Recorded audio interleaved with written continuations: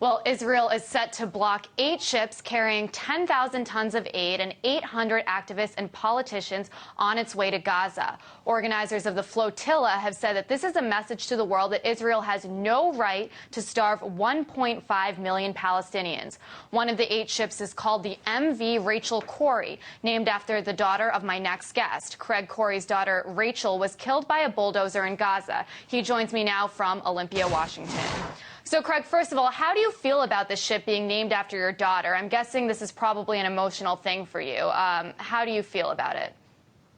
Well, we feel really honored that the people would do that they've gathered together. Really, it's a significant size ship. I'm told that it's 1,200 tons. That's a fairly good size ship, and it's taking some significant aid to the people of Gaza. So we're honored. I'm sure that Rachel would be glad. She wanted people to remember the folks in Gaza, and I'm sure she'd be glad that people around the world are doing it in this way. And tell us a little bit more for our viewers about what happened to your daughter. I know we've, covered your daughter's story before, but just a little bit of background here. Well, in 2003, Rachel went to the Gaza Strip with a group called the International Solidarity Movement. And while she was there, she got to know Palestinians. She lived in their houses with them.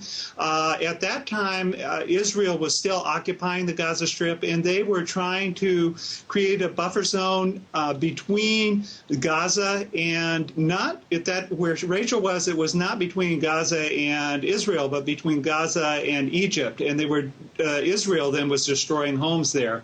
Rachel, on the 16th of March, was killed while she was standing in front of the home of a Palestinian family. Actually, there are 2 families in that home, and she had stayed in that home. She knew the children that were behind the wall that she stood in front of when a huge D9 bulldozer refused to stop and crushed her. The children are unharmed, I'm glad to say, so that, there's it's a great deal of solace to us that we've watched these children grow up now over the years, and so that's good. It's really a tragic story, and I think our viewers were taking a look at a picture of your daughter. What are you hoping will happen here? What do you think Rachel would hope for? The Free Gaza movement has sent 6 ships in the past, and the last 3 were blocked by Israel. Many have said that those last 3 boats were just making a statement and that this flotilla will make a real impact. Do you think this time will be different? Well, I certainly hope so, and I would call on Israel not to block this aid. I would call on the countries of the world and governments to not block this, but allow it to go through.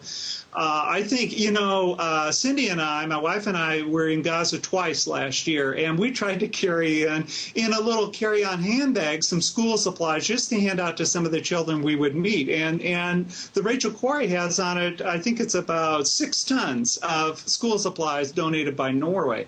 That needs to go in. Like I say, we were in Gaza twice last year, 6 months apart, in March and then again in September. The huge thing you saw there in September is that nothing had changed.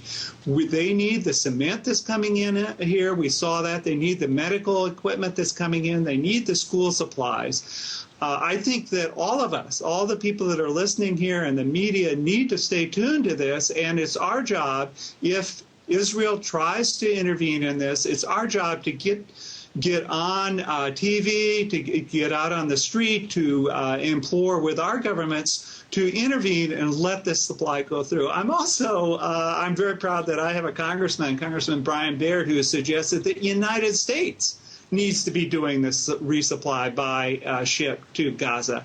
And I think about what happened years ago when we did the airlift into Berlin and how that created goodwill for United States in East Germany for 50 years. And I think, I'm very glad that citizens are doing what governments ought to do, but there's still time for governments to do it as well. And so, yeah, I was just about to ask you, how do you hope? There's been a lot of anticipation building up to this sort of showdown that is expected to happen. You mentioned, your congressman and the United States government. How do you hope the international community reacts to this situation? And do you think the United States will and should respond to this?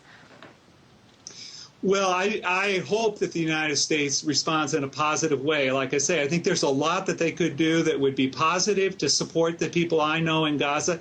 The families I know in Gaza are trying to educate their children. They're trying to find some way to find some place for their kids to grow up, for themselves to find a future. And we all over the world have a vested interest in their being successful at that. So I think you have to think about people. You have to think about the actions of people and what we can do to help. And I certainly think that American foreign policy, as well as European foreign policy, and everybody, Russia, the Quartet, ought to be in finding a way for all these people in the region to have a common future together in which their children, can grow up to be like our children would be.